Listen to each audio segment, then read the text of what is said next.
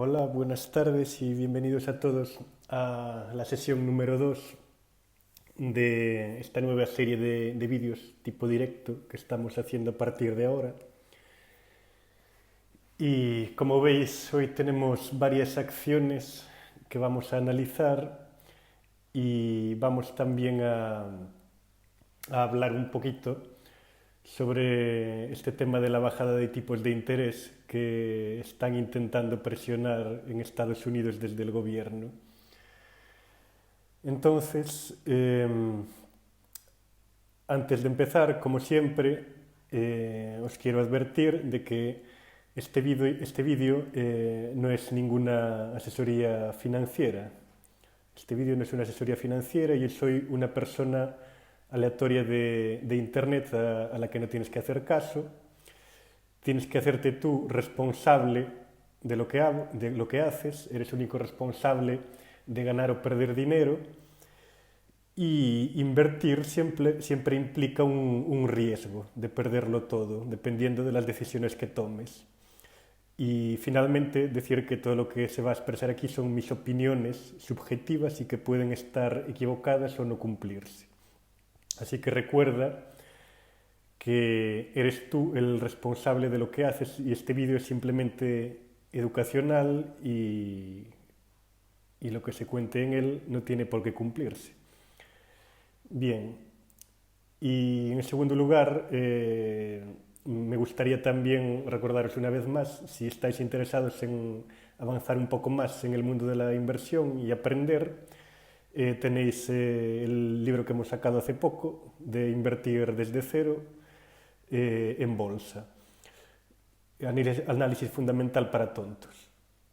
Entonces, si queréis descargarlo o comprarlo, tenéis el formato papel y el formato ebook.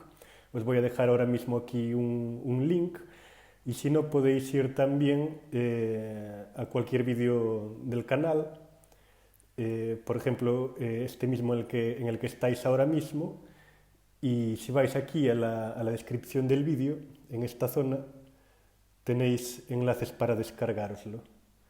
Simplemente clicáis en el enlace y lo podéis descargar. Y si no, también en en el canal de Financial Master podéis encontrar aquí directamente también enlaces de descarga.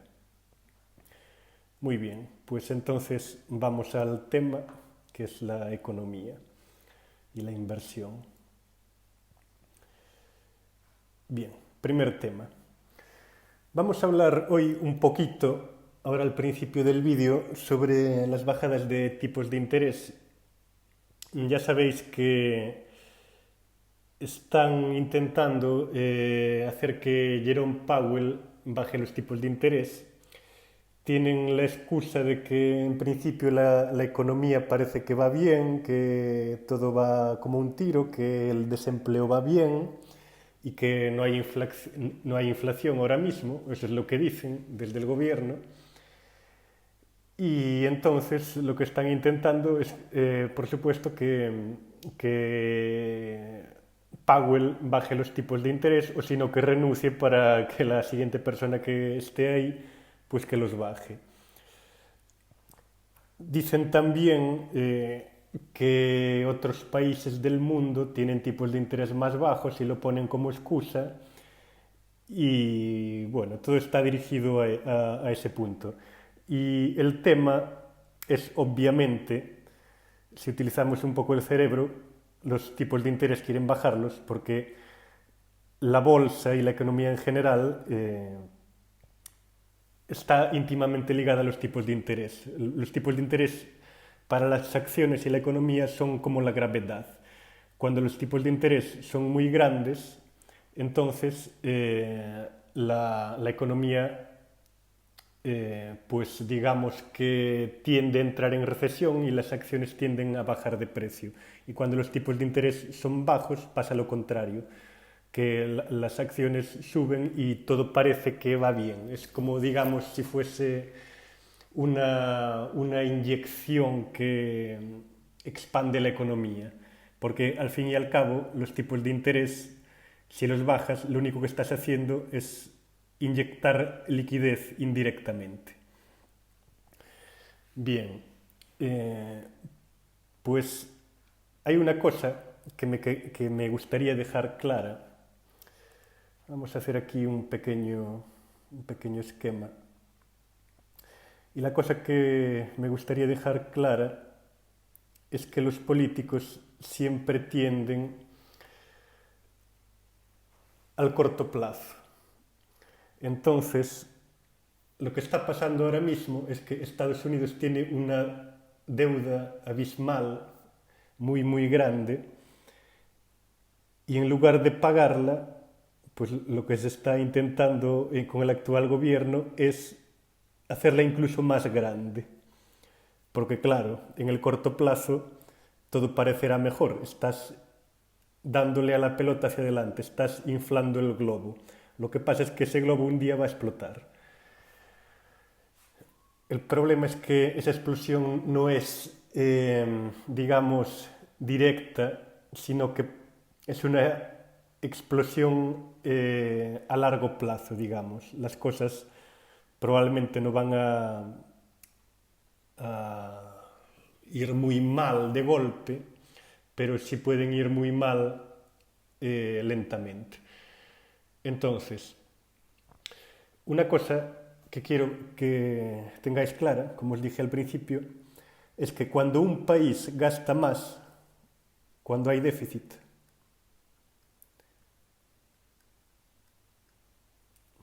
segundo,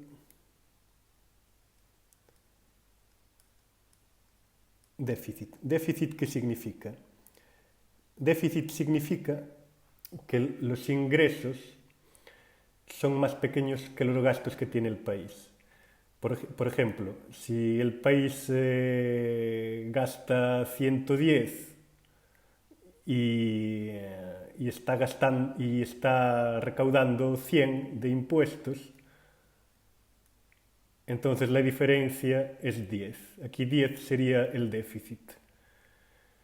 Y esto, año tras año, se va acumulando. Si todos los años tienes este déficit, estos son obviamente números inventados, pero es para simplificarlo, pues tendrás 10 un año, 10 el siguiente, 10 el siguiente, y al final acabarás teniendo una deuda muy grande. Ahora mismo en Estados Unidos es ya bastante superior la deuda al Producto Interior Bruto. Y lo que sucede es que tú cuando estás tomando dinero prestado, estás robándote a ti mismo el dinero del futuro. Porque, por ejemplo, si este cuadradito representa el dinero de este año, tus ingresos, este cuadradito representa los del año que viene, este los del año siguiente, este los del año siguiente, y así sucesivamente. Tú si pides aquí un crédito este año, entonces puedes aumentar la cantidad de tu poder adquisitivo. Pero ¿de dónde está sacando esto? Lo está sacando de reducir tu poder adquisitivo futuro, porque este cuadradito será más pequeño en el futuro porque tendrás que pagar, un segundo, por favor, tendrás que pagar los intereses y parte del principal de la deuda. Así que le quitaremos aquí un pedacito a estos cuadraditos. Entonces ya veis que lo que estás ganando, lo que estás, teniendo disponible ahora va a ser mucho más grande, pero en el futuro va a ser más pequeño. La gente en general se piensa que con el gobierno esto no sucede, porque pueden imprimir dinero. Pero cuando un gobierno gasta más de lo que recauda, al final siempre, siempre, siempre va a tener que pagarlo en el futuro. ¿Y quién lo paga al final? El ciudadano, porque el gobierno es simplemente un ente abstracto, digamos. En un país lo que hay son ciudadanos, son personas individuales, y estas personas son las que van a tener que pagar. Y hay dos métodos. Uno es la inflación. Inflación.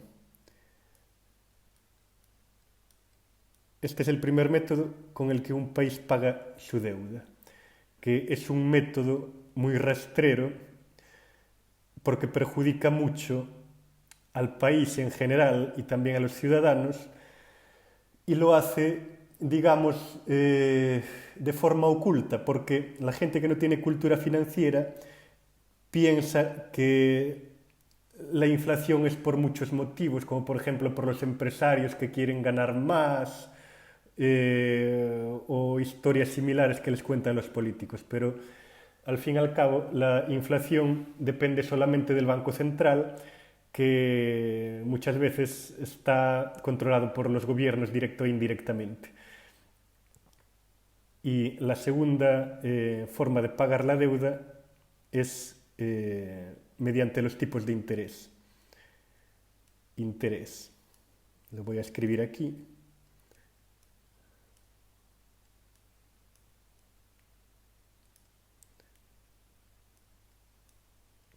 Vale. Entonces, ¿qué puede pasar?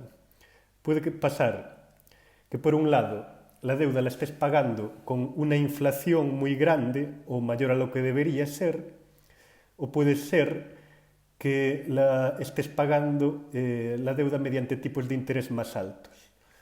O bien también con una combinación de las dos cosas, también puede suceder.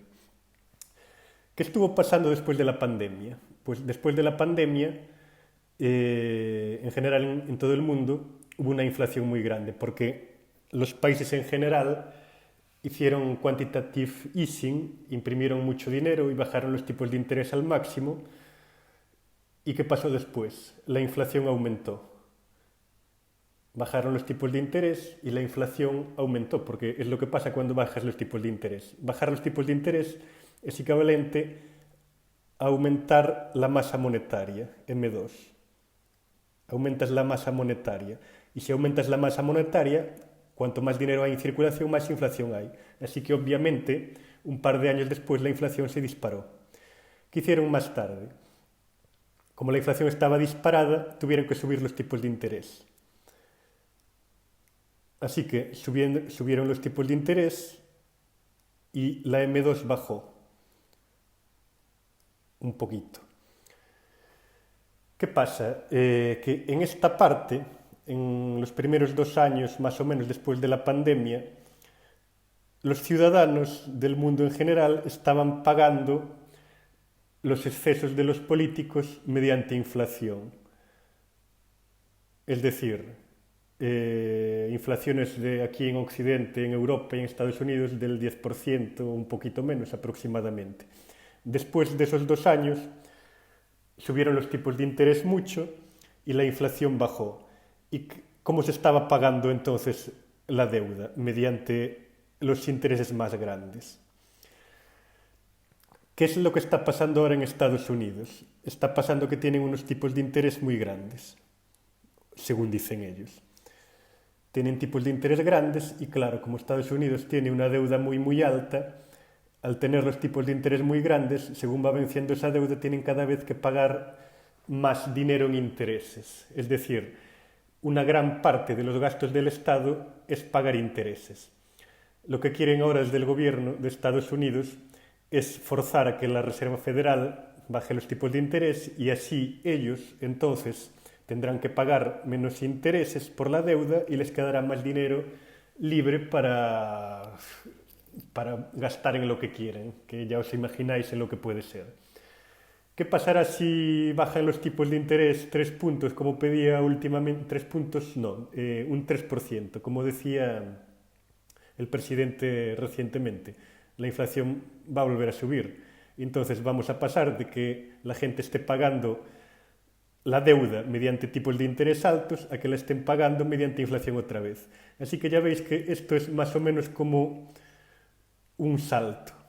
Vamos pasando de un ciclo al otro, ciclos de alta inflación y bajos tipos de interés, y de eso pasamos a lo contrario, a ciclos de alto interés y baja inflación. Entonces, siempre estamos rebotando de un lado a otro, pero el ciclo es continuo y como siempre estamos gastando más de lo que ingresamos, pues al final siempre estamos pagándolo mediante la inflación o mediante los tipos de interés o una combinación de ambas. Bien, pues esto es lo que me gustaría que os quedara claro, que la deuda siempre, siempre, siempre se paga mediante tipos de interés o mediante inflación. Y la inflación, os voy a poner aquí un ejemplo, es el método más rastrero que un político puede utilizar, que es al que quieren empujarnos ahora mismo, de los tipos de interés altos, que es algo que la gente ve muy fácilmente, porque lo tienen que pagar cada día en el banco y si tienen un crédito tienen que pagar mucho por él o si tienen una hipoteca tienen que pagar mucho por ella. Eso la gente lo ve muy fácil. Entonces es muy populista decir que vamos a bajar los tipos de interés porque la gente pagará menos. Pero claro, eso repercutirá más tarde en inflación. Y la inflación es muy curiosa porque, fijaros, si por ejemplo tenemos aquí una deuda de 1000, vamos a poner $1000. Esta deuda, digamos que es la deuda que tiene el gobierno, por ejemplo. Una parte de ella, obviamente. Una fracción muy pequeñita. Y después aquí tenemos unos ahorros de una persona que sean otros $1000. Este es un ciudadano cualquiera, aleatorio, que tiene en el banco $1000 ahorrados. Entonces, imaginemos que la inflación se dispara y que después de 5 años que la masa monetaria se ha duplicado y que entonces la inflación ha hecho que el dinero valga la mitad. Entonces, después de 5 años, estos $1000 que eran la deuda del gobierno serán equivalentes a $500 actuales. Y estos $1000 que tenía el ciudadano en el banco, también sucede lo mismo, pasan a ser equivalentes a $500 de los de antes. ¿Qué es lo que ha pasado aquí? Pues es muy sencillo de ver. Obviamente, has robado valor de estos $1000 para pagar esta deuda. Fijaros que esta persona que tenía $1000 en el banco, después de la inflación ha pasado a tener la mitad, 500. Y esta deuda de $1000 que tenía el gobierno ha pasado a la mitad, también a valer $500. Entonces se ha traspasado valor desde el que tenía ahorros o desde el que tenía salarios hasta la deuda, hasta los que tenían deudas. Y el principal deudor es el gobierno. Entonces, fijaros lo mala que es la inflación y cómo nos engañan, o cómo engañan a los que no tienen cultura financiera. Así que vamos a bajar los tipos de interés. Esto es lo que sucede cuando bajas los tipos de interés cuando no debes. Los bancos centrales son uno de los mayores problemas que tiene la civilización actual, bajo mi punto de vista, porque los tipos de interés tendrían que fijarse mediante el mercado. El mercado debería fijar los tipos de interés porque así siempre reflejarán lo que realmente la economía necesita. Pero en el sistema económico actual que tenemos en prácticamente todos los países, pues obviamente esto no sucede, sino que hay bancos centrales en todos los países que están manipulados por políticos. Y los políticos lo que quieren es gastar más para mostrarle a los votantes el caramelo y que le sigan votando. Así que la gente puede pensar que le están dando un regalo, pero los regalos se pagan al final. La deuda siempre se paga. La deuda que te están dando, perdón, la deuda que están contrayendo por los regalos que te están dando, siempre la vas a pagar tú, porque el gobierno no es nadie. El dinero sale de los ciudadanos y de las empresas. Y el gobierno recauda impuestos y uno de los mayores impuestos es la inflación, porque es un impuesto oculto. Así que al final todos los regalos que te dan ya ves que siempre los pagas tú. o bien mediante inflación o bien mediante tipos de interés. Recuerda siempre esto, siempre se paga lo que se gasta de más. Es imposible escaparse, no hay desayunos gratis. Bien, y después de esto vamos a pasar al siguiente punto, que es ya directamente el análisis de acciones. Pero bueno, si eres un inversor, las bajadas de tipos de interés te benefician, obviamente. Como dije antes, cuando se bajan los tipos de interés, los precios de los activos siempre suben. Entonces, es malo para la economía, pero si eres inversor, te aprovechas porque no estás en la ignorancia, digamos. Bien, entonces vamos a empezar a analizar acciones de las que me habéis hablado y vamos a dejar la política para los políticos. El problema es que está intrínsecamente relacionada con la economía muchas veces, que es el problema. Vale, Alibaba. Me habéis algunos pedido que analice Alibaba. Alibaba, os digo que es una de las empresas que mejor conozco, eh, por ciertos motivos que no vienen al caso, así que vamos con ella. Vamos a ver, un segundito. Vamos aquí a Google, como si no conociéramos Alibaba de nada.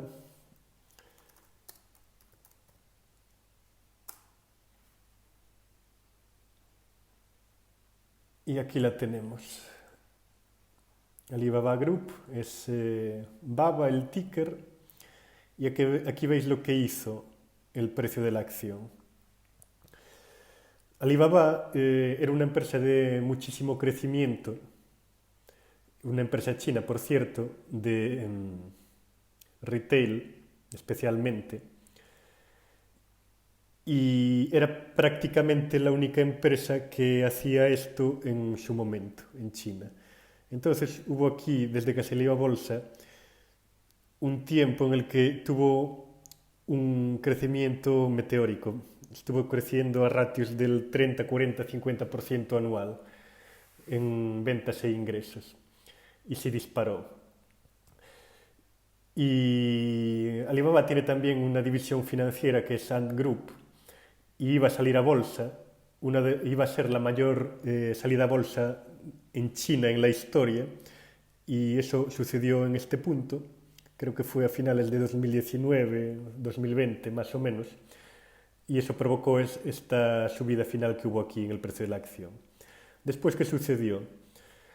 Pues Alibaba es una empresa muy buena, pero lo que sucedió con Alibaba fue muy curioso, porque todo lo que podría salir mal, salió mal. Absolutamente todas las cosas que podrían haber salido mal en esta acción salieron mal. Y entonces, las principales fueron las que produjeron esta caída en un año y medio más o menos, que cayó desde $300 la acción hasta 100 más o menos. Llegó a tocar 60, un poquito menos de $60 por acción aquí en este punto, 2022. Y lo que produjo esto fue principalmente Jack Ma, que es uno de los fundadores de Alibaba, estuvo en una charla, digamos, pública a finales de 2020, aproximadamente justo antes de que salieran Grupo a bolsa. Y lo que hizo en esa reunión fue criticar el sistema financiero chino.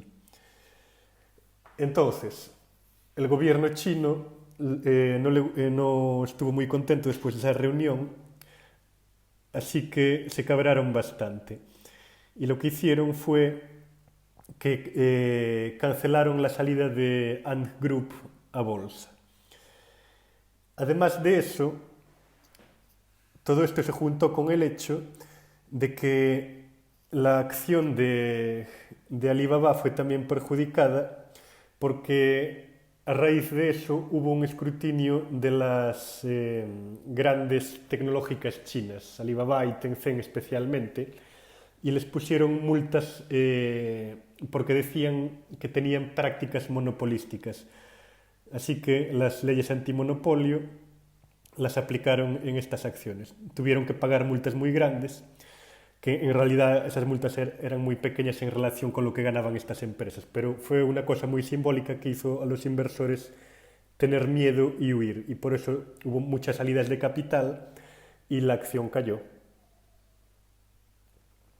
Pero la cosa no acaba ahí, porque también en este punto, si estáis siguiendo China, hubo una crisis muy grande en China, provocada por el sector inmobiliario y después también de la salida del COVID y tal.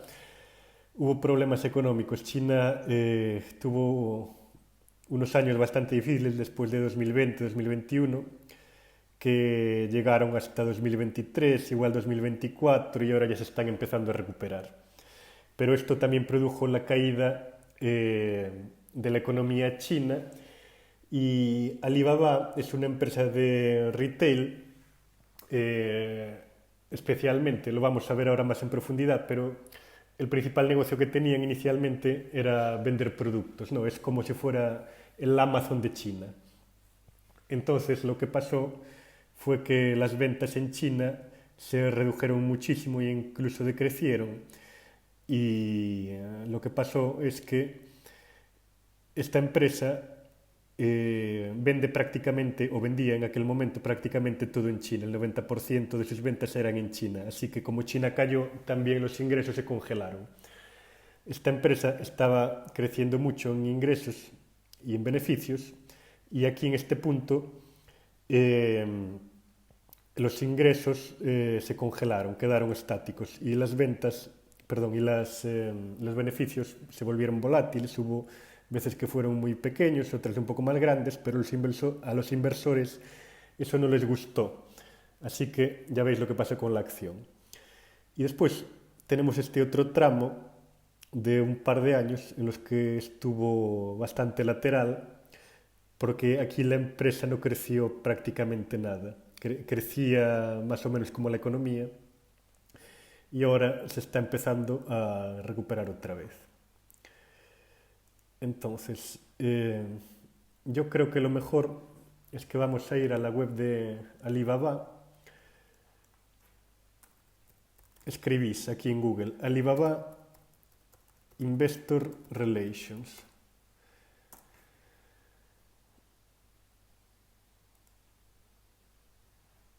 Esto lo podéis hacer con cualquier empresa.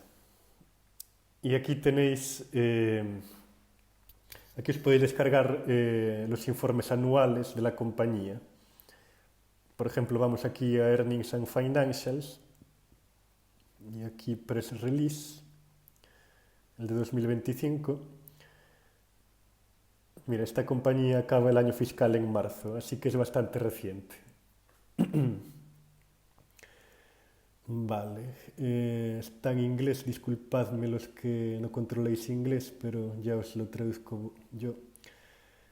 Aquí tienen este informe juntos el trimestral y el anual. Dejadme que busque el anual.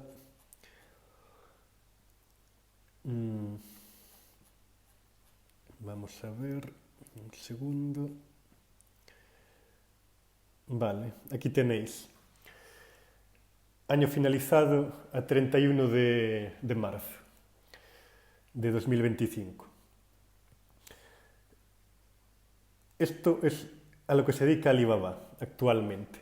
Alibaba tiene un segmento principal, bueno, dos, que son Taobao y Tmall, que estos se dedican, son estos de aquí, se dedican a la venta en China, venta retail.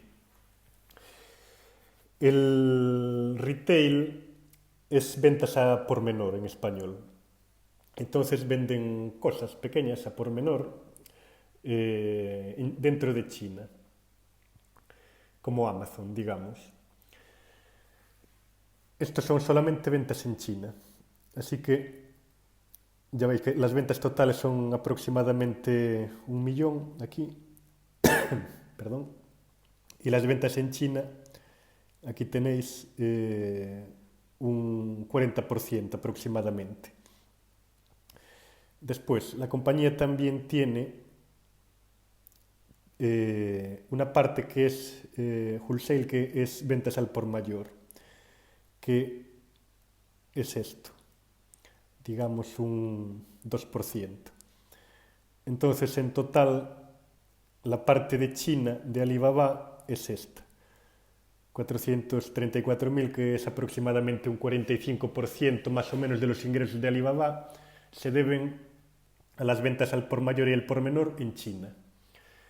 Fijaros a lo que creció esto el último año, un 3%, es decir, muy poquito.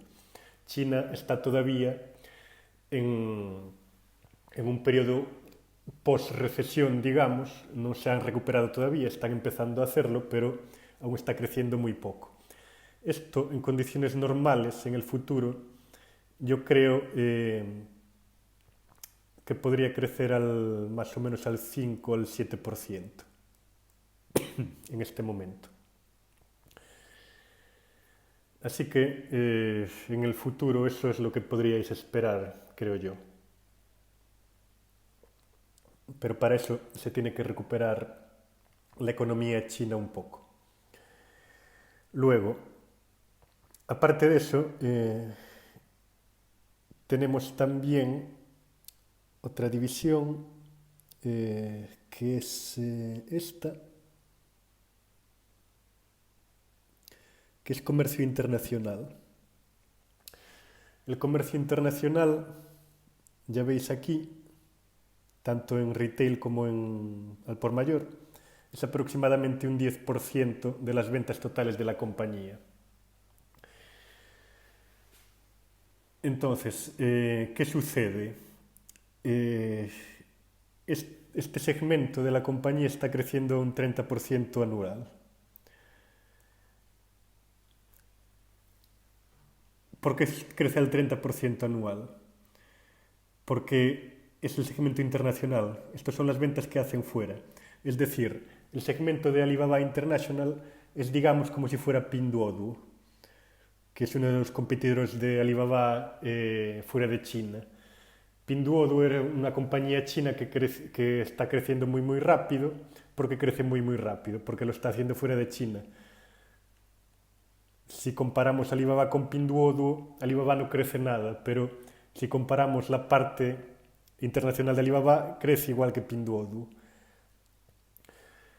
Lo que pasa es que Alibaba, otra de las cosas que sufrió es que al principio no tenían competencia prácticamente. Y ahora tienen mucha competencia. Tienen a JD, tienen a Pinduoduo en el exterior también, y tienen otras marcas en China que hacen la competencia.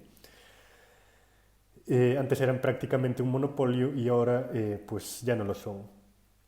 Y lo que sucede es que el negocio del retail, sea en China o sea en cualquier parte del mundo, es un negocio pésimo siempre, es un negocio muy malo, porque tiene unos márgenes muy pequeños. Eh, ¿Por qué crecía tanto Alibaba? Porque Alibaba era un monopolio, tiene una ventaja competitiva muy grande. Pero cuando empezó a aparecer competencia, pues obviamente los márgenes se redujeron. Pero antes os dije que Alibaba era una empresa muy muy buena y hasta ahora solo he estado hablando mal de ella, ¿verdad? Pero eso tiene un motivo, y es que Alibaba no solamente es ventas. Alibaba no es una compañía que vende chatarra, digamos, o cosas de poco valor. Alibaba tiene un par de joyas de la corona. Cloud Intelligent Group. El cloud de Alibaba es este de aquí. un 10% representa de las ventas. Crecen al 11%. El cloud de Alibaba estuvo creciendo a un 3% hace un año, hace 2 años aproximadamente, porque tuvieron un error, digamos, empresarial, y la fastidiaron y no llevaron este segmento correctamente el anterior CEO que había. Y se metieron en contratos de poco valor que le daban poca rentabilidad a la compañía. Alibaba es el primero por market share del cloud en China. Alibaba es la empresa número 1 en China de inteligencia artificial y de cloud computing. Es seguida por Tencent, pero tiene más del 50%, creo recordar, del mercado, Alibaba. Entonces, apostar por Alibaba es apostar por el desarrollo de la inteligencia artificial y del cloud computing. Aquí tenemos un 11% de crecimiento, pero ha pasado de un 3 el año pasado a un 11 actualmente. Esto probablemente aún siga subiendo un poco más, se colocará cerca del 15 probablemente, y dependiendo del desarrollo de este sector del cloud y de la inteligencia artificial en China, pues esto puede expandirse mucho más. Los crecimientos de compañías similares como Amazon, como Azure o bueno, los equivalentes en las grandes tecnologías americanas de cloud computing, pues están creciendo a valores mucho más grandes que estos, mucho más grandes del 20%. Cuando las cosas en China vayan mejor y cuando este problema de contrato se solucione, esto se va a disparar probablemente al doble. Y otro tema es que el cloud, dijimos antes que el retail era un negocio muy malo, en general siempre, pero el cloud es un negocio muy bueno, tiene márgenes superiores al 30%. Amazon creo que, si no recuerdo mal, cerca nos al 40%. Entonces, este segmento de la compañía probablemente va a expandirse muy rápido y el año pasado empezó a dar beneficios por primera vez y si expanden los márgenes de beneficio del cloud mezclado con la inteligencia artificial y el crecimiento, pues esto les va a dar bastante buen resultado, este segmento. Luego también tienen el segmento de aquí, Cainiao. Cainiao es la parte logística de Alibaba, es la que se dedica al transporte de mercancías y crece no demasiado, pero bueno, es bastante rentable. Y después tenemos otros segmentos, local services y tal, que no voy a entrar en ellos.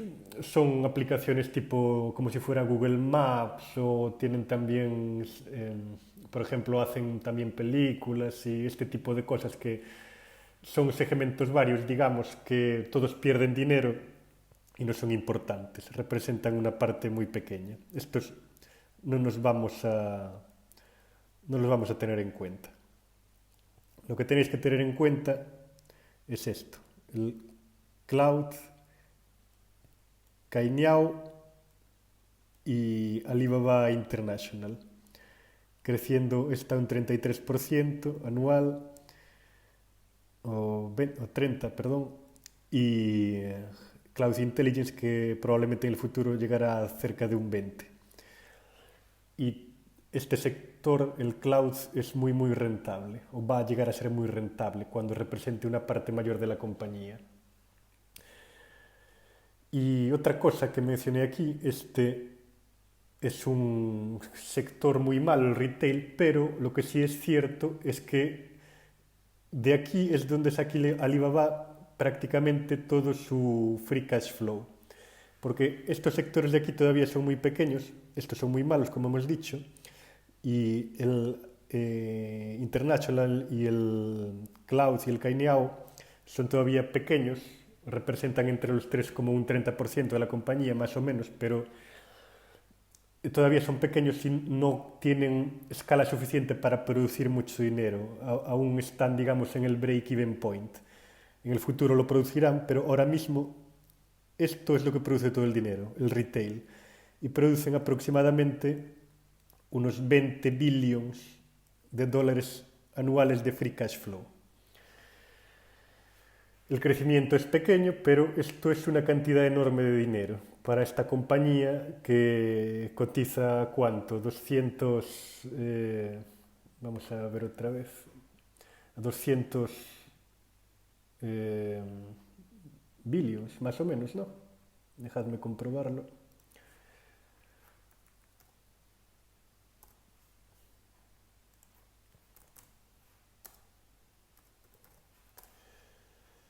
Vale, aquí tenemos 254 billions.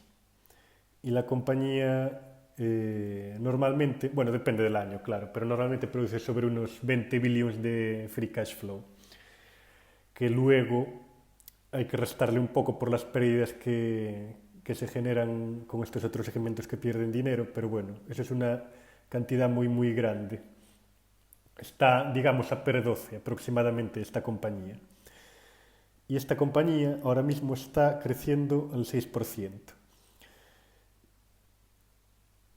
Una compañía que crece al 6% debería estar, siendo en China, per mínimo 20.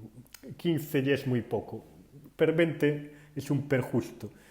Ahora hay todavía algo de negatividad en China, pero en condiciones normales per 20 es un per justo para esta empresa. Pero recordad que este 3%, que es un 45% de la compañía, este 3% va a ser mayor cuando la economía china se recupere, va a ser igual entre un 3 y un 7%, perdón, entre un 5 y un 7%. Y también estos otros segmentos, cuando están creciendo mucho, cuando representen más de la compañía, también van a crecer. Así que en el largo plazo, o no tan largo, igual en 2, 3, 4 años, la compañía va a crecer aproximadamente a un 10% en el largo plazo. Esta compañía Alibaba, en mi opinión, que es una opinión subjetiva, pero esta compañía la conozco muy bien, en mi opinión es que va a crecer aproximadamente a un 10% en el largo plazo. Obviamente unos años más, otros años menos, pero esto es lo que puede tener. Y con este porcentaje de crecimiento y con el negocio que tiene y lo que va a tener en el futuro, un PER justo podría ser entre 20 y 25. Si hay 20-25 más o menos, y si hay algunos momentos de, digamos, euforia por algún motivo, como por ejemplo la IA, pues podría llegar a 30 o sobrepasarlo. Pero todo lo que esté entre PER 20-25 es justo. Pongamos PER 20 para ir a lo seguro. Entonces, vamos a ir a la web que os dije el otro día, GuruFocus, y vamos a buscar Alibaba.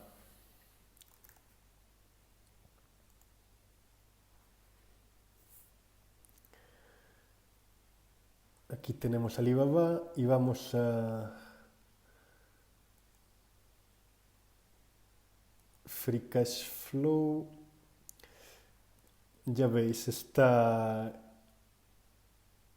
en el rango de, bueno, ahora bajó un poco por las inversiones que tienen en el cloud, pero está sobre 8 o 9 más o menos, es lo normal que tiene ahora después de que se frenara su crecimiento.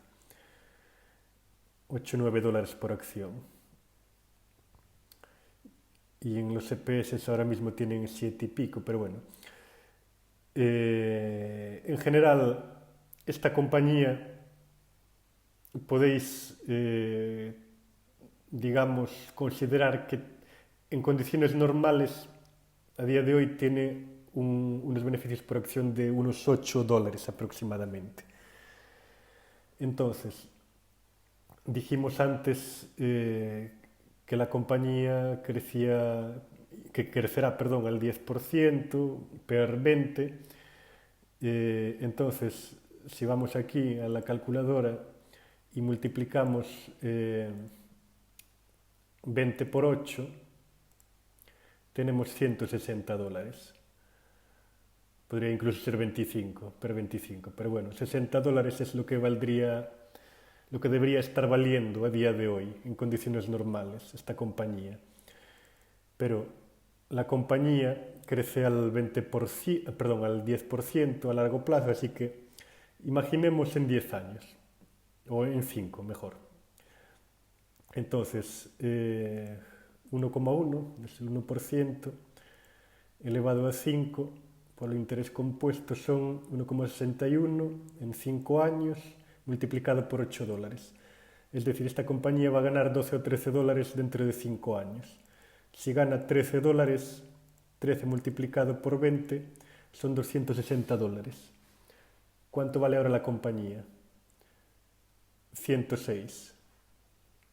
Entonces, 260 entre 106 es multiplicar por 2,5. Estamos multiplicando por 2,5 en 5 años. Si compramos al precio que está ahora. No está mal, ¿no? Y 2,5, vamos a mirar cuánto es anualizado. Entonces elevado a 1 entre 5, un 20%, 19%, 19-20. Es decir, esta compañía, si China volviese a un estado normal de su economía dentro de 5 años, lo cual es probable, y se desarrollan los segmentos de los que hemos hablado, a las tasas de crecimiento que hemos dicho, pues esta compañía podría dar un 20% de rentabilidad anualizada comprada a estos precios aproximadamente.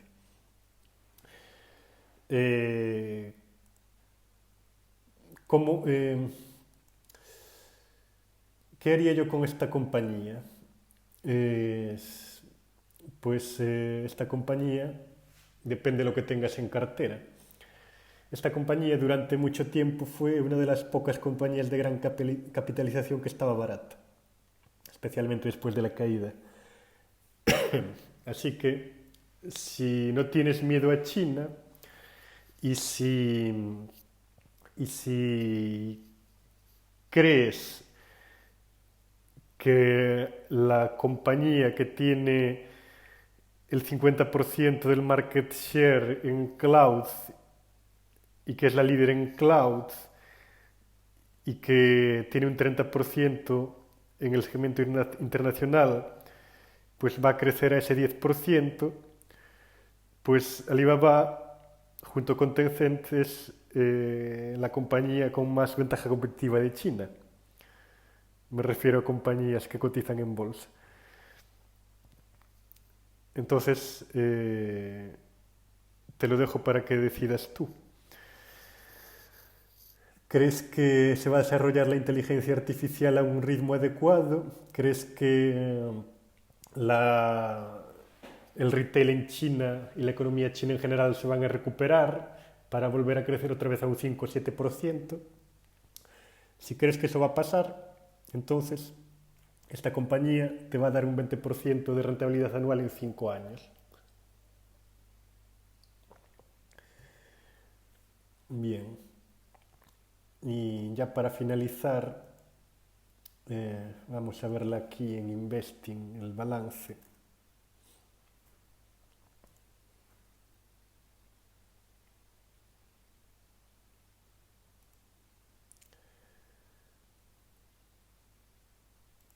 Financials, balance sheet. Vamos al último que hay, cuatrimestral.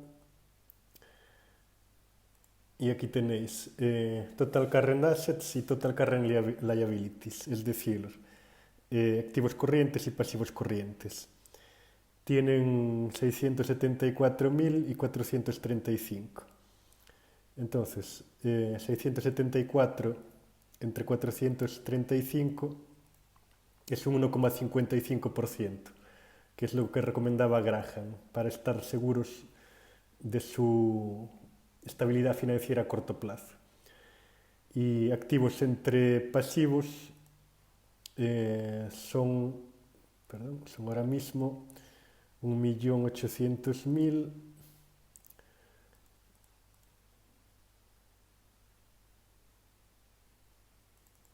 entre total liabilities, es decir, pasivos totales, que son 714.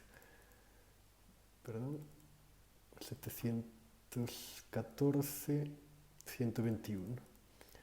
Entonces esto es un 2,52%, es decir, muchísimo más que el 1,5%, que el 1,5%.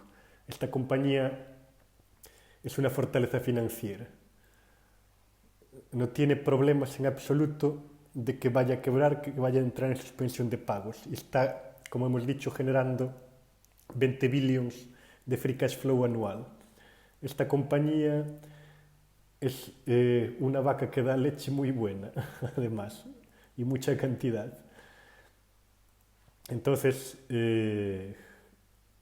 no tiene problemas empresarialmente hablando y el negocio va bien. Así que lo que tenéis que estar pensando en vuestra hipótesis de inversión es si creéis que los inversores van a cambiar de opinión y que China va a seguir recuperando la economía. Y si lo hace, pues ya veis, ya visteis las rentabilidades que puede dar. Lo cual no quita que pueda caer en el corto plazo, obviamente. En 1 o 2 años puede pasar cualquier cosa. Bien, vamos a pasar a la siguiente acción. Teníamos aquí MicroStrategy. Vale. MicroStrategy, estuve dudando mucho si analizar esta compañía o no. Y no os podéis imaginar la cantidad de personas que me pidieron analizar esta compañía en el email. Que por cierto, si queréis que analice alguna compañía, el email es financialmasterinvesting@gmail.com. Podéis enviar mail a peticiones. Pero mucha gente me pidió analizar MicroStrategy. Pues vamos a analizar MicroStrategy, pero vamos a hacer aquí un pequeño paréntesis. Vamos a hacer un paréntesis, os lo voy a poner aquí. Os lo escribo aquí, Perdón. Aquí lo tenéis.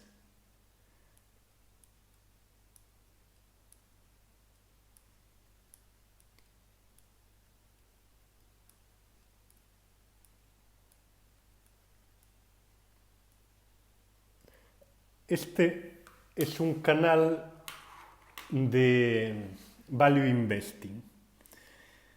Aquí solamente tratamos el Value Investing. Y esta acción es especular. Voy a analizarla porque me la ha pedido mucha gente. Pero nosotros en este canal no especulamos, nosotros invertimos. Así que esto lo voy a hacer únicamente hoy, pero es muy probable que no lo volvamos a repetir nunca. Lo de mirar una apuesta especulativa. Así que vamos a abrir ahora un paréntesis en el canal y lo vamos a cerrar muy pronto, ahora en unos minutos. Bueno, recordad, esto es especulación, esta acción. MSTR, MicroStrategy. Bueno, os cuento. MicroStrategy era una empresa de software. Tiene un software que hace cosas que no le importan a nadie. Tuvo aquí un pico en la burbuja tecnológica de 2000 y después se fue prácticamente a cero. Y ya veis, durante muchos años no hizo nada y aquí en 2020 explotó. ¿Por qué explotó? Pues muy fácil. Porque MicroStrategy, que por cierto ahora se han cambiado el nombre a Strategy, eh, es una compañía que en 2020 era una compañía, digamos, más o menos compañía zombie, y el CEO, que es Michael Saylor, lo que hizo fue dedicarse a comprar Bitcoin.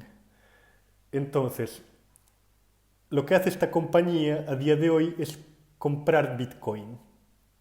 Vamos a la página de la compañía, Strategy. Aquí lo tenéis.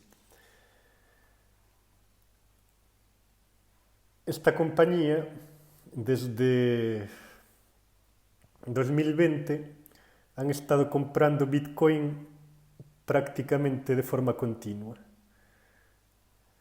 Ya veis aquí que incluso hace una semana o dos estuvieron comprando una cantidad muy grande de Bitcoin y tienen como 600.000 Bitcoins. Ellos se llaman a sí mismos un treasury de Bitcoin, es decir, una compañía que ha cambiado su tesorería de dólares a bitcoins. Ahora solo usan dólares, perdón, solo usan bitcoin, o es lo que quieren conseguir. ¿Y cuál es el modelo de negocio de esta compañía? Pues es muy fácil. El, negocio, el modelo de negocio de MicroStrategy es comprar bitcoin esperando que suba de precio. Y entonces, cuando suba de precio, el valor de liquidación de la compañía obviamente subirá también y la cotización de la compañía subirá. ¿Qué es lo que están haciendo? Os lo muestro. MicroStrategy lo que hace es emitir deuda y también emiten acciones, estas son preferentes por ejemplo, pero también emiten acciones ordinarias. Están emitiendo deuda y emitiendo acciones, y con el dinero que sacan de esa venta de deuda y de acciones, lo que hacen es comprar más Bitcoin. Es decir, se endeudan para comprar Bitcoin. ¿Qué significa esto? Pues significa que en el caso de que el Bitcoin haga esto, si el Bitcoin no para de subir, entonces MicroStrategy es, digamos, como comprar Bitcoin de forma apalancada. Es decir, eh, lo que va a hacer en bolsa Strategy va a ser parecido a lo que haga Bitcoin, pero multiplicado por uno, por dos, por tres o por lo que sea. ¿Qué pasa si el Bitcoin hace esto? Pues depende cuánto sea esta caída. A lo mejor si es un 20% no pasa nada, si es un 50% no pasa nada. Si a lo mejor el Bitcoin cae un 80%, como hizo alguna vez ya, pues a lo mejor esta compañía se va al garete. Porque ¿cómo pagas esta deuda si tienes un negocio de software que prácticamente no genera nada? Ellos pagan la deuda y los dividendos de las acciones preferentes a base del dinero que están ganando por el Bitcoin yéndose hacia arriba. Pero esto es un negocio, bueno, os lo digo sin paños calientes. Si el Bitcoin se va a ir hacia arriba, se multiplica, esta compañía se va a disparar. Pero si el Bitcoin cae, esta compañía va a caer más que el Bitcoin, con el riesgo de que si cae mucho el Bitcoin podría llegar a quebrar la compañía. Así que esto es una especulación porque MicroStrategy, o Strategy ahora como se llaman, eh, se basa solamente su negocio en que el Bitcoin vaya hacia arriba. Os voy a enseñar aquí otra web. Me parece que se llamaba...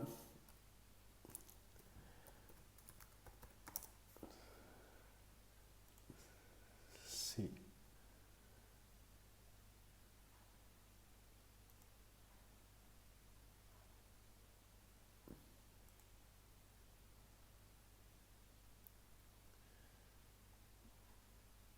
Michael Saylor Charts o algo así.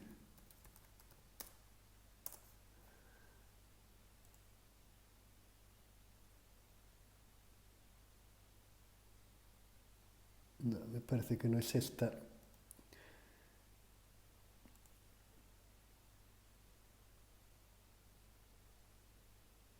Bueno, no la encuentro ahora mismo. Eh, no la encuentro ahora mismo, pero bueno. Lo que os iba a comentar es que si veis un gráfico de la cantidad de bitcoins que tiene esta empresa por acción desde el 2020, el gráfico hace, digamos, una cosa parecida a esto. Un segundo.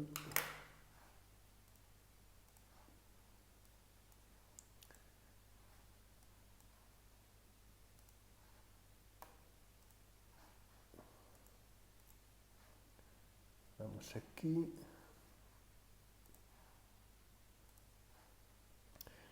El gráfico hace esto.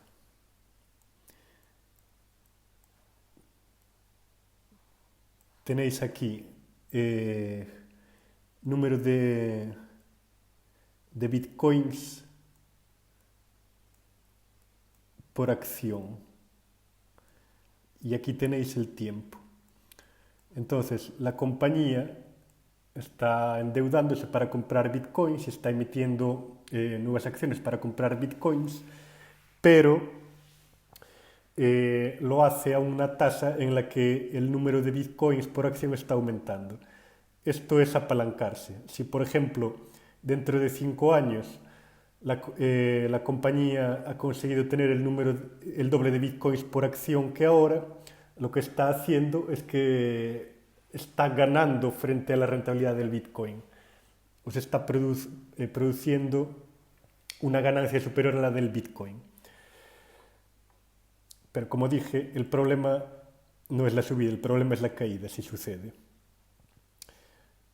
¿Y qué pasa con el bitcoin?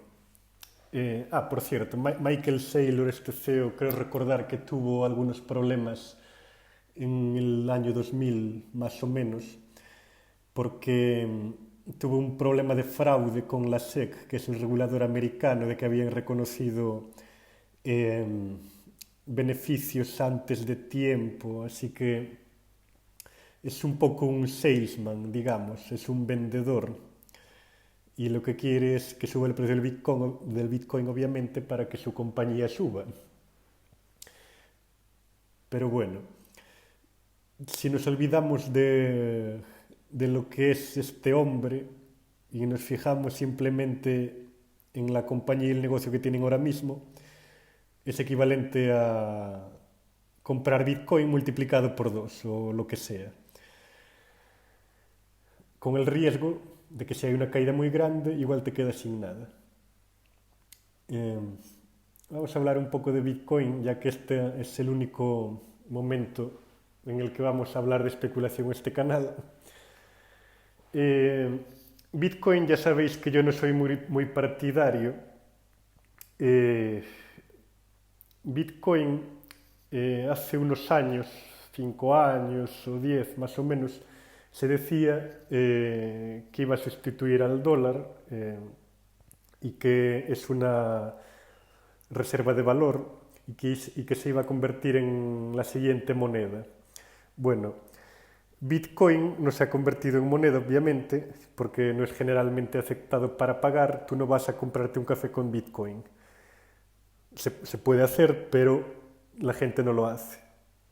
Entonces no se ha convertido en una moneda realmente. Y esto es la paradoja precisamente, porque que no se haya convertido en una moneda es precisamente lo que lo ha salvado. Porque si pensáis en los bancos centrales, el Bitcoin hay 21 millones y es un poco deflacionario. Así que si la economía de un país estuviese basada en Bitcoin sería algo deflacionaria, entonces el gobierno no puede crear inflación. Así que es un problema para el gobierno porque no tienen el impuesto de la inflación que tan bien les funciona. Eh, yo siempre tuve la idea de que en algún momento los reguladores iban a prohibir el Bitcoin o algo por el estilo, o iban a regularlo de forma dura, pero el problema que hubo es que el Bitcoin realmente no se convirtió en moneda, se convirtió más bien en un activo. El Bitcoin a día de hoy es prácticamente como si fuera, digamos, una commodity que no sirve para nada. No sirve para nada, pero la gente lo quiere, algunos lo quieren, y al gobierno eso le da igual, que la gente invierta en un activo le da igual, siempre y cuando no le quiten el privilegio de generar inflación. Así que realmente hay que admitir que eh, la inversión o la especulación, mejor dicho, en Bitcoin era extremadamente arriesgada hace 5 años, pero a día de hoy es bastante menos arriesgada. Hoy tiene, digamos, el mejor ratio riesgo-recompensa que ha tenido nunca, lo cual no significa que sea buena inversión, pero tiene el mejor ratio que ha tenido nunca porque actualmente hay un montón de instituciones, inversores institucionales, que están entrando en el Bitcoin y hay un influjo muy grande de capital hacia el Bitcoin. Y si seguís un poco esto, si os gusta seguir activos en general y tal, y commodities, el Bitcoin que hay disponible, incluso en exchanges y en general, está cayendo de forma bastante grande. Aparte que el Bitcoin está bastante correlacionado con la masa monetaria M2. Y la masa monetaria M2, después de que se haya aprobado esta nueva ley en Estados Unidos, la Beautiful Bill que le llaman, eso va a propiciar que haya más expansión monetaria y si incluso bajan los tipos de interés como estaba previsto, incluso mucho más. Entonces, el Bitcoin tenía todo en contra hace unos años y ahora, paradójicamente, parece que tiene todo a favor. Entonces, ¿qué es lo que creo yo?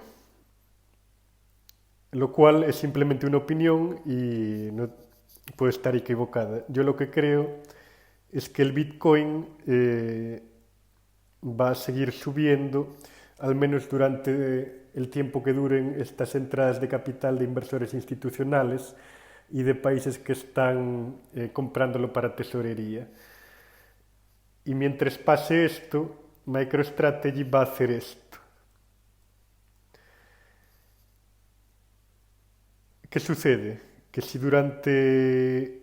Esto es una especulación, nadie sabe lo que va a pasar con el Bitcoin. Hacer esta apuesta es apostar porque la economía va a ir mal, porque la masa monetaria va a subir y, y porque los inversores institucionales y países van a seguir especulando en Bitcoin.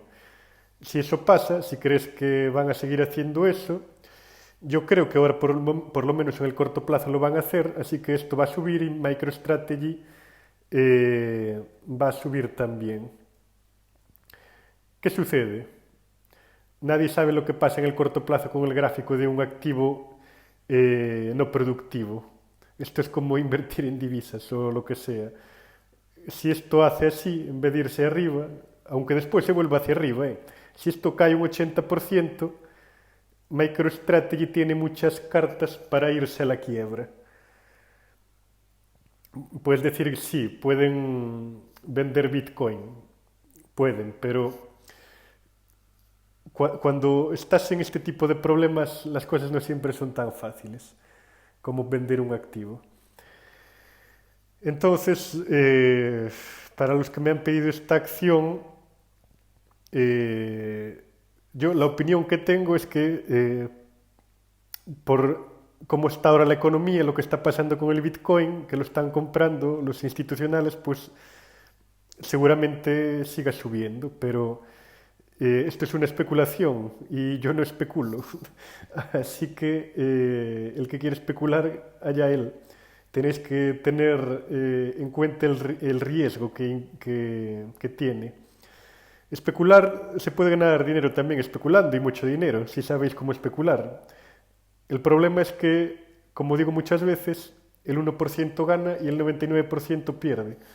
Si crees que el conocimiento que tienes tú de esto te permite estar en ese 1%, pues allá tú, puedes invertir si quieres o especular.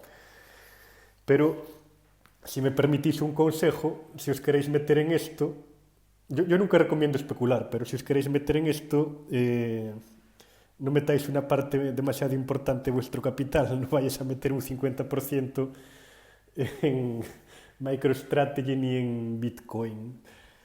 Tenéis de hecho en el libro una herramienta bastante útil que es la fórmula de Kelly. En el libro este,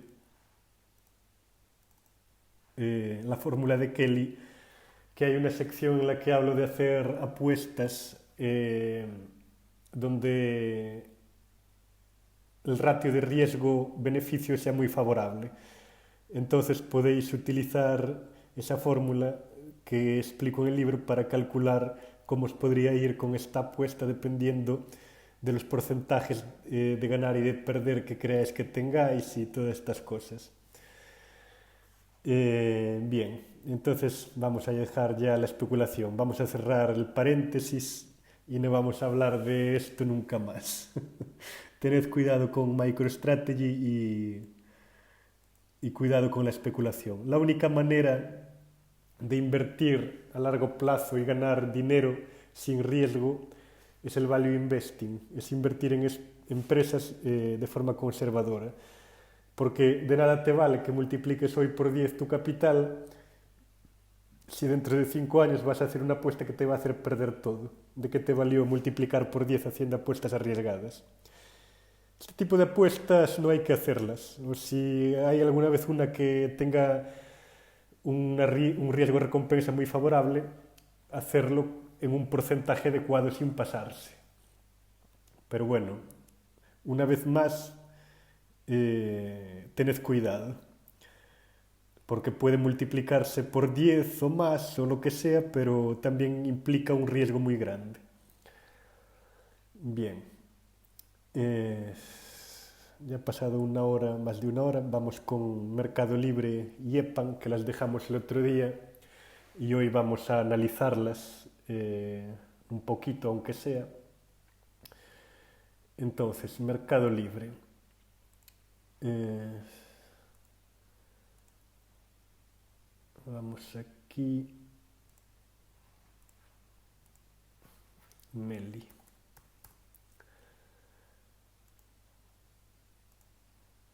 Y vamos a ver también el balance.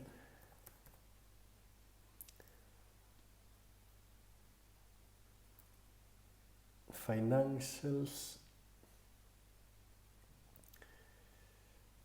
y balance.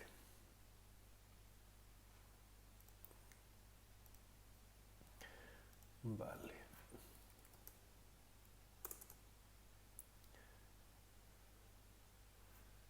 Uy, perdón.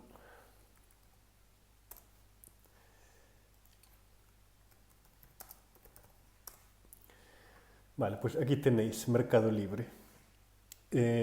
Como veis es una compounder y os voy a hacer un resumen.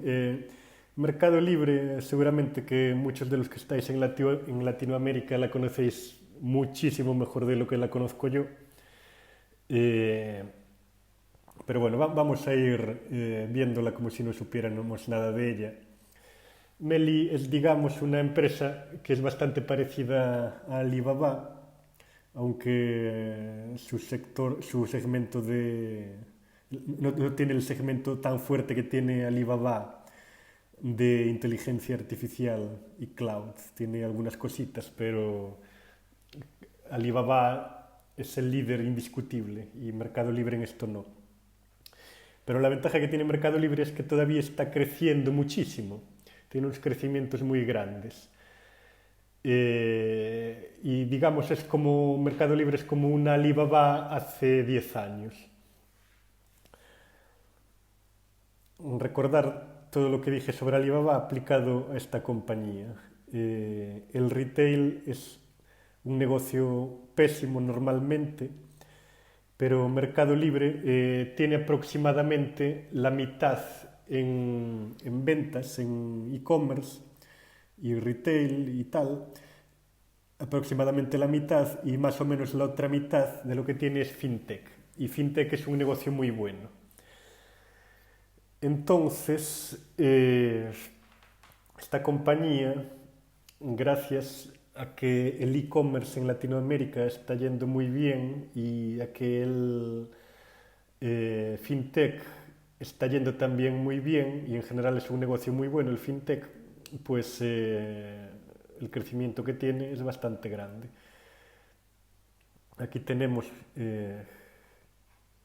el revenue de esta compañía, que veis que crecía el 39%, 15 años, en 10 45, en 5 en 38, es decir, y en 3 años un 30%. Es decir, está todavía creciendo a un 30% en revenue, lo cual es una auténtica animalada, es extremadamente alto. Y si vamos al free cash flow, aquí lo mismo, veis cómo está creciendo el free cash flow a un 30%, 36, 56, y los beneficios por acción ahora mismo dejaron de ser malos y ahora se están también comportando bastante bien. Está a 37, sí, aproximadamente $37 por acción de beneficios por acción. Y el último año se ha disparado el free cash flow a 135. Vamos a tener en cuenta el beneficio por acción de 37 más o menos. Entonces, esta compañía está creciendo muchísimo, pero cuando tenéis una compañía que crece tanto, hay una regla que tenéis que tener siempre muy clara. Y la regla es esta. Para calcular el crecimiento, jamás de los jamases consideréis crecimientos mayores al 20 o al 25% en el futuro. Jamás, nunca, nunca, nunca, nunca. Porque los crecimientos tan altos del 30%, 40, 50, nunca jamás se sostienen, porque es imposible que una empresa tenga esos crecimientos tan altos. Entonces, lo que tenéis que hacer es ser más conservadores. Si queréis tener esta empresa, que es una empresa muy buena, pero está sobre todo en Brasil, en México, Argentina, tiene la práctica totalidad de su negocio ahí. Lo que tenéis que hacer es ser conservadores si vais a largo plazo con ella. Un 25% en 5 años está bien.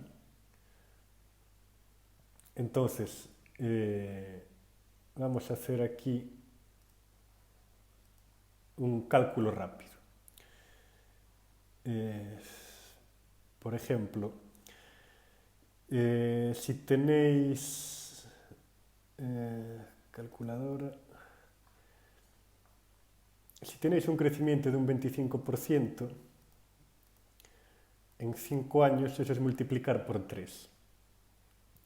Si multiplicáis por 3, eso significa que como tenía $37, van a ser 112 en 5 años, 112 o 113. ¿Qué múltiplo puede tener una compañía como esta eh, de forma conservadora? No una compañía que está creciendo al 30%, ojo, sino una compañía que crece al 25%. Vamos a caparle un poco el crecimiento. Una compañía que crece al 25%, pues podría tener, si nos guiamos por las enseñanzas de Peter Lynch, pues con una vez crecimiento, si el PER es una vez el crecimiento, pues sería un auténtico regalo. Si el PER es 1,5 veces el crecimiento, es una compañía barata. Si es 2 veces el crecimiento, está en precio. Entonces imaginemos que es 2 veces el crecimiento. Que sería, si es PER 20, pues, perdón, si es crecimiento de 20%, 20-25, sería PER 40. Esta compañía PER 40, si multiplicamos 40 por 113, son 4.500. ¿A cuánto está ahora? 2.387. Es decir, en 5 años se podría multiplicar por 2. Bien, esto, bajo mi punto de vista, es una ratio de riesgo-recompensa bastante buena, porque hemos calculado un crecimiento bastante conservador, que es del 20%, que es muy inferior a ambas divisiones de la compañía, tanto la de FinTech como a la otra de e-commerce, que están creciendo a ratios mucho mayores. Y hemos aplicado también un múltiplo que es, digamos, conservador. Perdón, un segundo.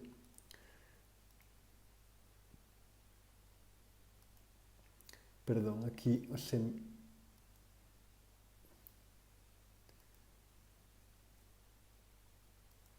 un momentito. ¿Cuánto dijimos que estaba creciendo? Al 20%. Sí, bueno, entonces, sí, entre PER 30, 40 sería aceptable. Algo entre... Si fuera una compañía normal, no, pero esta es una compañía muy grande, mucha ventaja de escala, mucha ventaja competitiva, así que 30 es un PER que está bien, 40 sería ya un poco caro igual. Así que dijimos antes que crecía el 40%, la mitad sería 20, sí, un 30% aproximadamente, perdón, un 30% no, un PER 30 aproximadamente es mejor idea. Así que 30 multiplicado por 113 que dijimos antes, 3.390 entre 2.387, multiplicar por 1,5, que no está mal. Entonces, como dije antes, esta es una ratio riesgo-recompensa bastante buena, porque estamos teniendo en cuenta un PER 30 relativo a un crecimiento del 20 o 25%, cuando la compañía está teniendo muchísimo más que eso. Entonces, si utilizando un crecimiento tan deprimido y un PER tan normalito, estamos ganando un 50% en 5 años, pues hay posibilidades de que con lo que pase realmente, pues nuestras ganancias sean mayores. Bien, entonces, esta compañía, dependiendo de lo que tengáis en cartera, puede estar bien o no. Si vais a invertir en ella, tened en cuenta eso, tened en cuenta que crecimientos del 40% no se van a sostener en el tiempo, que van a contraerse en el futuro. Así que, sed más conservadores, tened en cuenta un 20-25% de crecimiento anualizado. Y si esta compañía os da digamos, aproximadamente 10% anual, es unas ganancias en bolsa que podéis tener de forma conservadora. Pero si la compañía continúa con este crecimiento durante más tiempo, pues lo que vais a ganar en bolsa va a ser bastante parecido a lo que sea el crecimiento de la compañía, es decir, 30%, 40%, etcétera, etcétera. Así que no es una mala compra. Si la conocéis bien, pues leeros todo lo que hay sobre ella para conocerla todavía mejor y vigilad especialmente la competencia, que no entre competencia que la desbanque, y puede ser una inversión buena dependiendo de si lo que tenéis en cartera ahora mismo sea mejor que esto o no. Pero esta compañía no está mal. Bien, finalmente vamos a mirar el balance. Sí, activos corrientes 21, pasivo corriente 18, esto es más o menos un ratio de 1,2, y lo de activos a pasivos 27, 22 es también más o menos 1,2. Esto está por debajo de lo que recomienda Graham, perdón. Así que no está para tirar cohetes financieramente, pero está todavía en el lado seguro. Así que de momento no tiene mucho problema. Hay que vigilar el balance de vez en cuando, que no empeore demasiado, pero la compañía de momento va bastante bien. Vale, entonces vamos a pasar a la siguiente, que creo que es la última ya. EPAM. Vale. EPAM. EPAM es una compañía de software que, digamos, es como si fuera una consultora.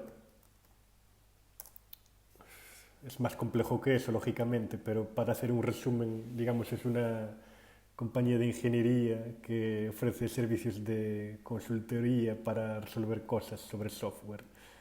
Quedaros con eso. Aquí tenéis la pequeña descripción. Y esta compañía cayó mucho desde este pico que tuvo, cayó un 75%, y en buena medida fue también producido porque hubo mucha competencia, sufrió por la competencia, y también esta compañía tenía trabajadores muy baratos que en Rusia y en Ucrania y por ahí tenían divisiones ahí en esos países, y cuando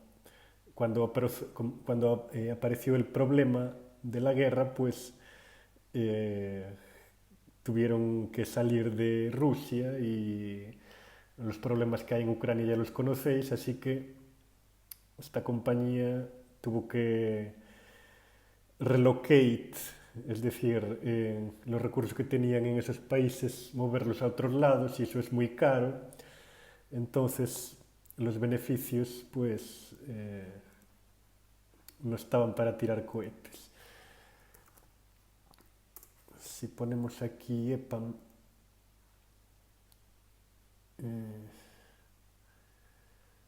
veis que iba muy bien hasta este punto, 2022 más o menos, en el que se estancaron los ingresos.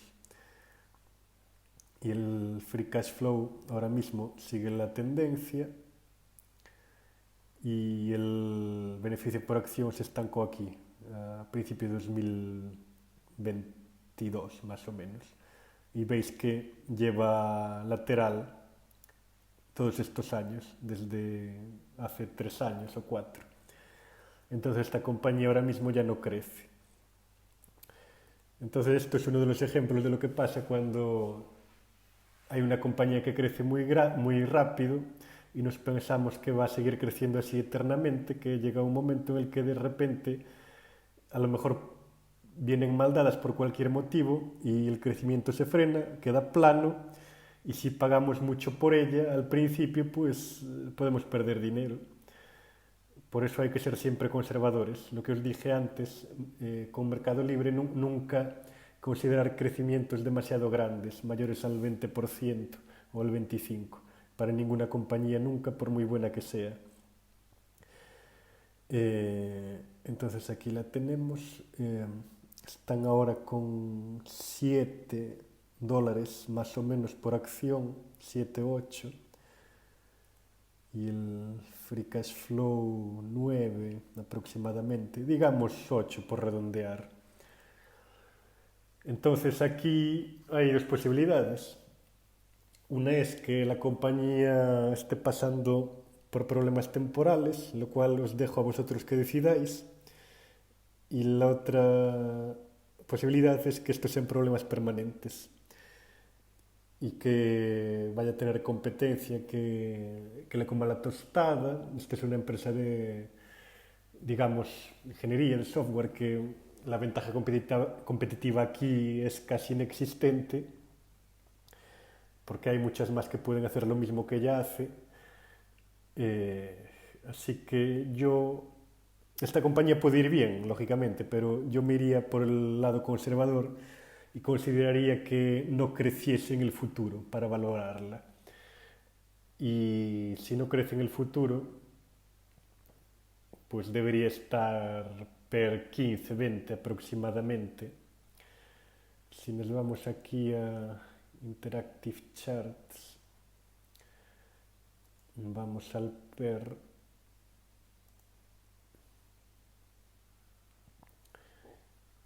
y está en PER 20 y algo, 23 más o menos. Ya veis cómo se contrajeron los múltiplos aquí, muchísimo, porque claro, cuando tenéis una compañía que crece mucho y de repente deja de crecer, los inversores huyen despavoridos. Vamos a ver el price to sales, lo mismo, aquí lo tenéis. Y el price to book, 2,64.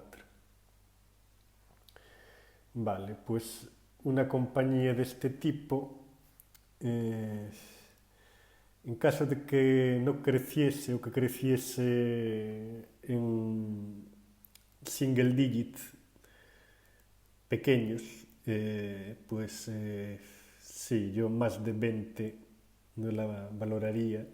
Y si están ganando más o menos $8 por acción, son 160, que es más o menos a lo que están ahora. Esta compañía ha caído mucho y yo personalmente no diría que está muy barata. Yo esta compañía la veo en precio. La veo en precio y lo que va a pasar con ella, para mí esto entra dentro de la pila de cosas demasiado difíciles. Así que yo, si fuera vosotros, esta compañía la descartaría totalmente para invertir porque hay otras compañías que son más predecibles y que se puede saber lo que va a pasar con ellas mucho más fácilmente que con esta. Así que habiendo tantos peces en el mar, yo no me metería a tratar de adivinar qué va a pasar con esta, porque sí, es cierto que ahora está más en precio y si se recupera podría subir otra vez, pero ¿qué más da que suba otra vez? Si hay cosas mejores que esta. Simplemente la que miramos antes de Mercado Libre es más fácil de predecir. Vamos a ver el balance.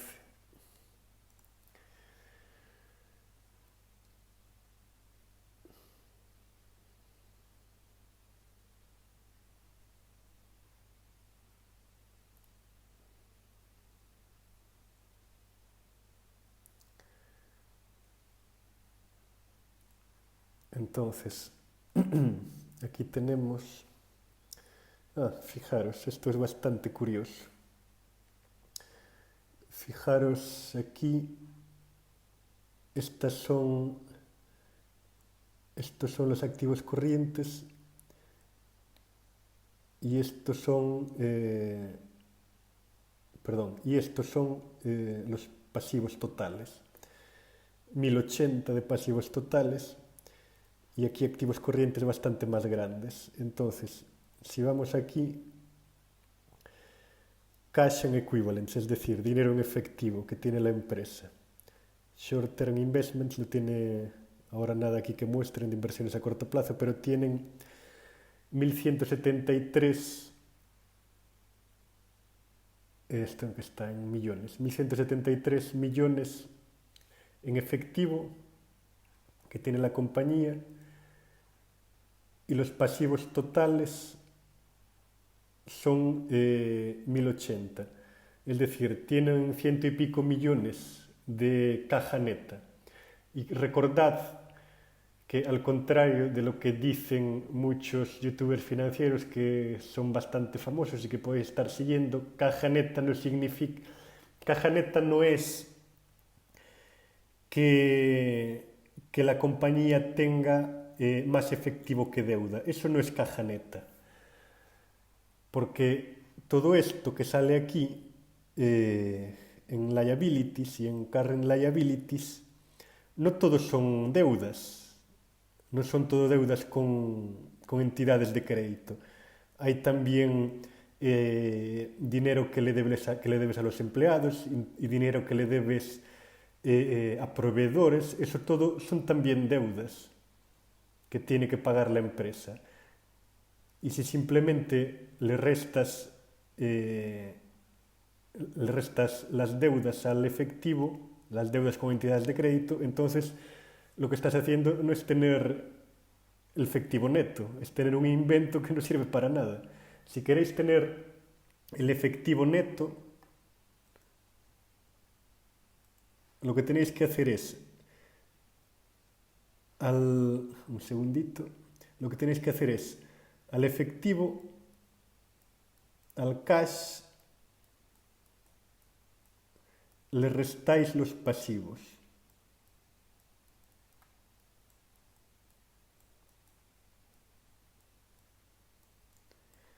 Esto.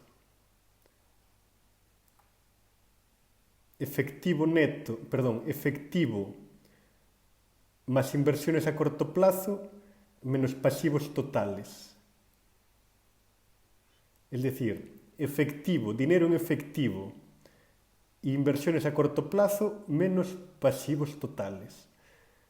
No efectivo menos deudas, no es así. Esto es lo que es realmente tener caja neta, cuando esto es positivo. Y aquí tenéis un ejemplo de ello. El cash que hay aquí no tiene inversiones a corto plazo, pero tiene solo efectivo, que son 1173 millones menos 1080. Es decir, tiene 1173 menos 1080, que son 93 millones. Tiene 93 millones de caja neta. Esto es caja neta. Y esto es una cosa muy difícil de encontrar en una empresa. Así que, a pesar de todo lo mal que vaya el futuro de la empresa o lo que queráis, de lo que hayamos hablado antes sobre EPAM, una cosa que es cierta es que financieramente está muy bien. De momento no va a quebrar. Es muy, muy sólida financieramente. De hecho, ya veis que aquí el ratio que tiene de activos corrientes a a pasivos corrientes, ya veis, es 2415 entre 789, 3, ratio 3, mucho mayor que 1,5. Y activos totales 4723, entre pasivos totales 1080, 4,3. Es decir, ratio 4,3 en vez de 1,5. Es decir, el ratio de solvencia es muy grande. Entonces esta compañía no tiene problemas financieros a corto plazo, es muy sólida financieramente, está flotando en liquidez. Lo que pasa es que, claro, el modelo de negocio que tiene pues no es el más fuerte que puede existir y tuvo todos esos problemas en los países del este y la competencia y tal. Pero bueno, es un negocio que ahora mismo está en precio, digamos, y estamos a las expensas de ver lo que sucederá en el futuro. Yo no lo compraría porque simplemente porque no me parece lógico ponerse a intentar adivinar el futuro de lo que pueda pasar con esta empresa, que no tiene ventajas competitivas excesivamente fuertes comparada con otras empresas que puedes comprar también en el mercado a precios parecidos o más baratos. Entonces, de las que hemos visto hoy, hacemos un resumen. Esta, Alibaba, es una empresa muy buena, de mucha ventaja competitiva y que en el futuro puede crecer a un 10% de forma bastante probable. Se puede multiplicar por 2,5 en 5 años, un poquito más, dándose un 19-20% de rentabilidad, en caso de que la economía china se vuelva a estabilizar. Después tenemos MicroStrategy. Esta la vamos a poner aquí, por 2,5. Entonces, MicroStrategy, ya hemos visto, es especular. Recordadlo bien, MicroStrategy es especular, no es invertir. Y esta compañía se puede multiplicar en 5 años tanto por 20, sin exagerar nada, como irse a cero. Pueden pasar las dos cosas, dependiendo de lo que haga el Bitcoin, que ahora mismo actúa como si fuera una commodity, prácticamente, y no se puede predecir lo que va a pasar. Así que depende de vosotros, los que queráis especular, meteros en ello o no, pero ya os digo, especular suele dar malos resultados. Puedes ganar muchísimo en un momento concreto, pero si repites esas operaciones sin saber lo que estás haciendo en el futuro, alguna vez te vas a ir a cero. Así que fijaros en lo que os dije para protegeros. Si queréis un consejo, mirad la parte del libro sobre el número de Kelly y utilizad esa fórmula para buscar un porcentaje en cartera de MicroStrategy si queréis invertir en ella, para no invertir demasiado ni invertir más de lo que debéis. Tened mucho cuidado con esta compañía, porque aunque se pueda multiplicar por muchísimo, os podéis también perder todo, así que no invertir demasiado. Después, Mercado Libre, hemos dicho que es una empresa bastante buena, se puede multiplicar, que tiene dos negocios muy buenos, el FinTech es el mejor, tiene la posibilidad de multiplicarse de forma bastante conservadora por 1,5 en 5 años, teniendo en cuenta múltiplos muy conservadores de 20 y crecimientos muy conservadores de 20% también más o menos, así que si la compañía sigue como hasta ahora durante unos años más, es probable que se multiplique por mucho más que esto. Se multiplicará de forma parecida al crecimiento que tenga. Pero bueno, esto para ser conservadores. Y después EPAM es una compañía que está en precio ahora mismo y que yo no invertiría en ella porque no sé lo que va a pasar con ella. Si alguno de vosotros lo tiene muy claro, pues allá vosotros. Pero esto es claramente para mí la pila de cosas demasiado difíciles. Bien, entonces vamos a acabar el directo por hoy porque ya llevamos casi 2 horas. Y acordaros de que si queréis aprender a invertir, este libro que acabamos de publicar hace poco empieza totalmente desde cero y va pasando por todos los niveles hasta algunas partes bastante avanzadas que tiene. Está mal que yo lo diga, pero es bastante bueno si queréis aprender a invertir. Y si queréis adquirirlo, pues ya os digo, vais aquí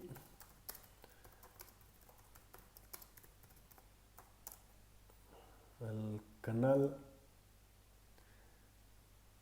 y en cualquier vídeo vais aquí a la descripción y clicáis en cualquiera de estos links y podéis adquirirlo en papel o en ebook.